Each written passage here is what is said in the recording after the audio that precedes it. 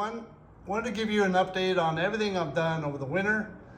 It definitely was a long winter here in Colorado. I'm not sure about where you were, but I wanted to take advantage of it and really upgrade the car, make it ready for summer. Definitely improve the performance, the handling, pretty much everything about it. There's always more to do. There definitely is another list, but this was the primary items I wanted to cover over the winter and first priority. So let's walk through it. First of all, we'll get underneath the car, and you will notice I already did a separate video on this, the subframe connectors. Again, I cannot emphasize how much these improve the overall feel of the car, handling of the car, the way everything fits on the car as far as glass and doors. These are just 2-inch square tubes that are cut into the subframe. We slide the tube in and weld it, and then we do the same for the front. We cut into that subframe, slide the tube in and weld it on, rather than just doing a butt weld or bolt on. So that definitely was a big improvement. Before the winter, actually the beginning of winter, late fall, I also fixed the exhaust. So if you recall, there was so many just clamps on this exhaust. There were leaks everywhere. So I went ahead and had an exhaust shop just seal up everything. So they went ahead and welded everything up, and it is so much better. It's quieter in the car, sounds a whole lot better. So yeah, that was a big improvement. Up front, as we go up front, the oil pan has changed. So I had that road race pan on there, and what happened was there was an oil leak, pretty good oil leak. Kind of felt it was the rear main, and it was. So we got into the rear main, but it was still leaking out the pan, and it come to find out that that pan was gouged or scorched, however you want to call it, on the edges. So it was toast, it was done.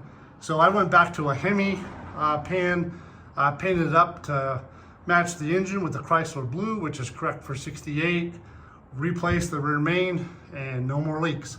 So really, really good improvement on the pan and the look. It looks way more stock, and I don't road race the car or off-road it or anything like that. So there's no reason to do that road race pan. And of course I had to change the pickup for the oil as well. Anytime you change from that pan or to that pan, requires a different pickup.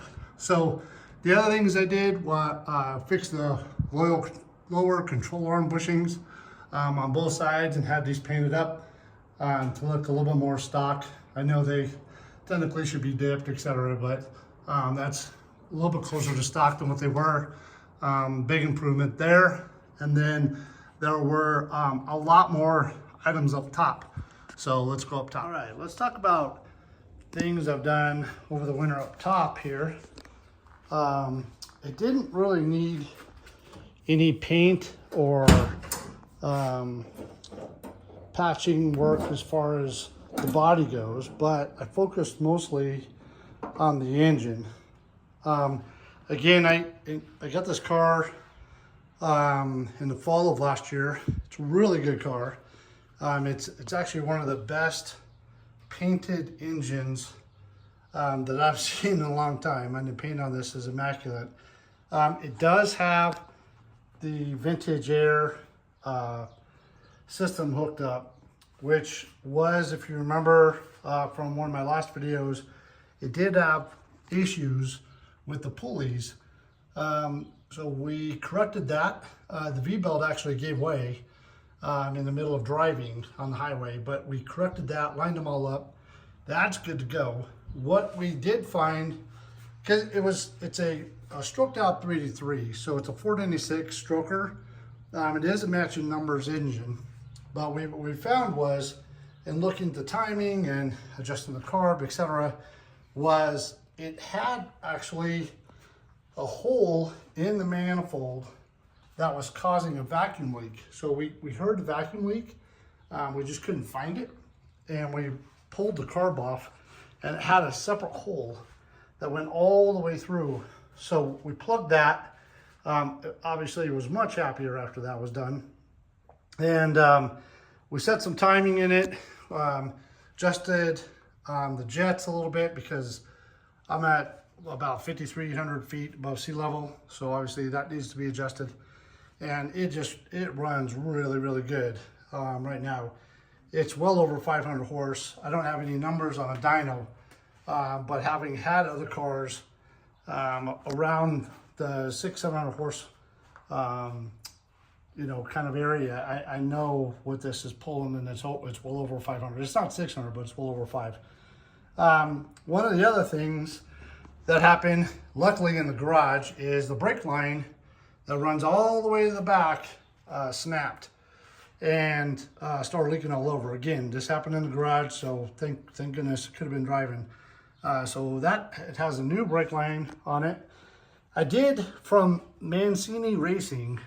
They do make some solid motor mounts, and really what they are is just a bolt through. So there's a bolt that actually goes through the motor mount all the way through, and it will just never break.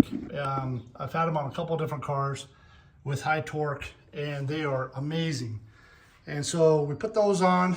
That is good to go. So that the engine is nice and solidly mounted in there with these beautiful headers. And one of the other things that we found is the front brakes. Whoever converted them to disc, or maybe even before that, I don't know. The bearings were basically dry, so we had to repack the bearings, and that was just something that was going to probably lock up on me at some point. So that is fixed as well, and I think that's about it. There were a couple of things on the dash that I'm still working on. One is the reverse lights are not working correctly. I'm chasing that down. And the tachometer, this car actually has a tick-tock tack. So for those of you who are not familiar with it, the Chargers had an optional, what they call a tick-tock tack. So what it is it's a clock in the middle, and then it's a tachometer on the outside. And as you can tell, the clock is working great. It's just the tachometer that is not working at all. It does have power to it, so I'm not really sure what's going on there. But again, I'm chasing that one down too. So lots of things over this winter that were accomplished. Some things still to go. But again, she's ready for the summer, and ready to get going here, and hopefully have some good long road trips on her. And I'm sure there'll be some more bugs and kinks to work out as I go, but that's part of the enjoyment of owning one of these classic muscle cars. Thanks, everyone.